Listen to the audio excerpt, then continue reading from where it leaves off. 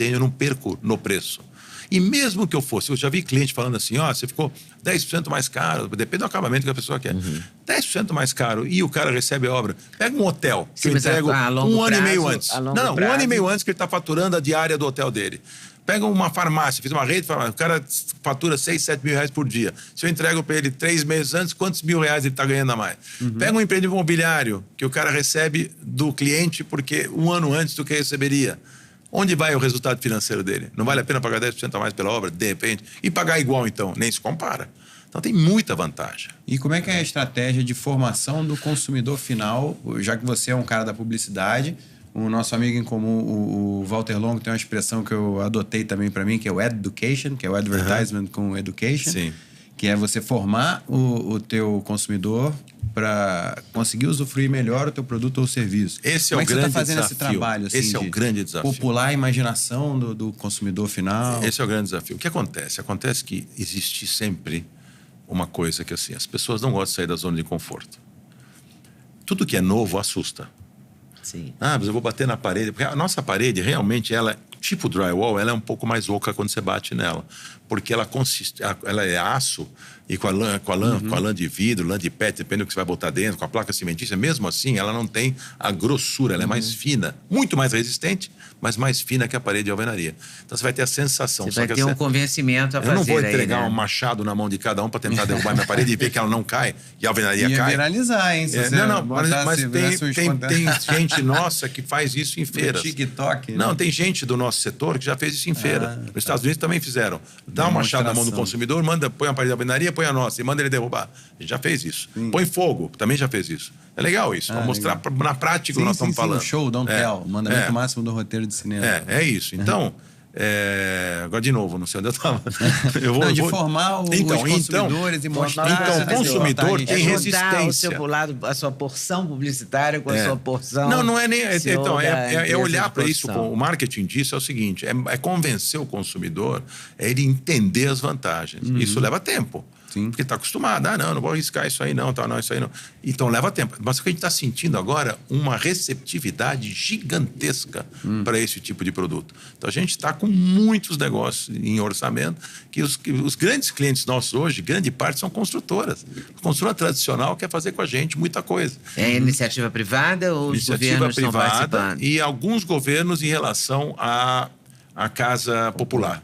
Então, por exemplo, a gente está olhando para o governo do Rio Grande do Sul, a gente está numa concorrência lá, o governo de Goiás, são governadores em que eu gosto, eu confio, né? Eu não gosto de fazer negócio com o governo de jeito nenhum, mas dependendo de quem está por trás e da decência, aí eu sou capaz... A própria postura da pessoa ao conversar sobre o negócio te dá a direção, né? Comigo não vai ter. Se eu entrar num negócio desses e tiver que fazer algum jogo para nós vamos entregar competência... Sim, mas eu acho que a pessoa nem vai te propor. Não tem, se a pessoa for correta, ela não vai te propor, não vai ter coragem. Se não for correta, não vai. Daí eu vou perder, provavelmente vai propor para outro. Mas não tem importância. Não, mas vai ser tranquilo, porque também eu acho que as pessoas que corrompem, elas sabem quem corrompe.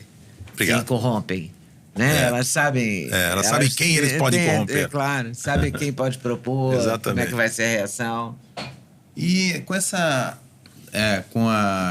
o crescimento do Bitcoin, das criptomoedas, eu já vi muitos analistas apontando que a construção civil pode sofrer um impacto grande também em relação a população normalmente tem a cultura de querer investir em imóveis como investimento mesmo.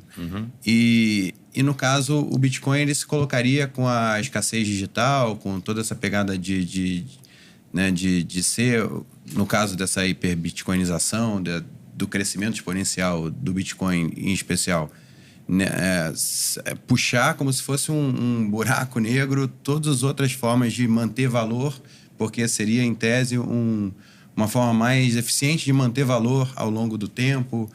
E você enxerga isso um perigo para a construção civil, uma tendência? Deixa eu... Bom, aí o buraco é mais uma embaixo. Viagem aqui mais você deu uma futurista viajada. Aqui. Em primeiro lugar, Tem muita teoria de que o futuro do mercado financeiro, do sistema financeiro mundial vai ser blockchain e a coisa vai mudar bastante. A gente já vê muita mudança, né? Hoje você não faz mais cheque, hoje você não carrega quase dinheiro em espécie, o Pix substituiu, o não sei o quê, o pagamento eletrônico, etc. Tal. Então, assim, o sistema financeiro mundial já passou por uma mudança nas últimas 2 décadas assim, gigantesca. A entrada das moedas digitais não é só o Bitcoin, os várias, tem milhares de moedas digitais. Mas mesmo assim, nenhuma dessas moedas virou ainda moeda de troca. Você não vai viajar agora, vai lá para Nova York, entra num café e paga com Bitcoin. Você não consegue. Entra numa loja da Louis Vuitton e paga com Bitcoin. Você não consegue. Então, ela não é uma moeda de troca ainda. Ela é uma moeda de especulação. Então, as pessoas, ela se valoriza pela especulação, etc. Tal. Já tentaram algumas coisas, mas ela não tem usabilidade. A tokenização do mercado ainda não está a realidade. Ainda não é. Mas está crescendo. Seria uma reserva de valor, né? Mas tudo bem, tudo bem. Então, não estou falando que não. Agora, por exemplo, vou te dar uma coisa muito curiosa. Eu vendi um imóvel nos Estados Unidos, um apartamento que eu tinha em Miami, em moeda digital, em criptomoeda. Eu vendi em Ethereum.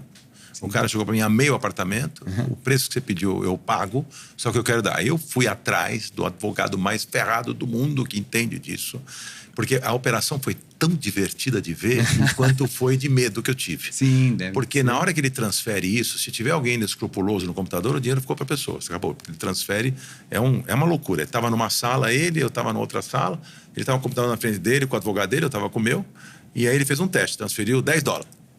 Aí, pumba, quanto tempo leva para chegar? Tem um tempinho, chega essa moeda para você. O que eu fiz ao mesmo tempo? Fechei com uma corretora gigante nos Estados Unidos de criptoativos para transformar aquilo em dólar na hora. Sim. Eu não queria os Ethereum. Podia ter ficado burro, porque o que valorizou de lá para cá, o dólar que eu fiquei não valorizou nem perto. Porque aí você estava usando só como meio de troca. Mas eu estou vendendo imóvel, eu estou querendo valor. dinheiro, eu não estou querendo especular. Sim. Né? Nem tenho idade para essa especulação. E aí ele passou o primeiro teste, aí do segundo ele passou o valor. Mas então advogados comigo, na hora a gente já repassou, como já estava negociando, para essa empresa, como é que chama? Aí eu fiz o seguinte, eu fiz um negócio com ele, aqui é complexo para as pessoas entenderem. É muito complexo isso. Eles chamam de, é um stablecoin, que é uma moeda estável. Sim. Então não é nem o Bitcoin, nem o Ethereum, nem outra, é um stablecoin que você compra, onde não vai variar. Sim. E aí você transforma ele em dólar. Aí É. eles compram de você, tem uma taxa, você paga uma taxinha de corretagem, transforma em dólar, na hora entrou na minha conta em dólar o negócio. Tá tudo certo. Né? Então, as pessoas ficam, né? Só para entender, você pode ter negócio no exterior, tá? As pessoas às vezes não entendem, né? Desde que esteja declarado no teu imposto de renda. Sim. Todas essas operações minhas que eu falo estão super declaradas no imposto de renda, eu sou super sério com essas coisas.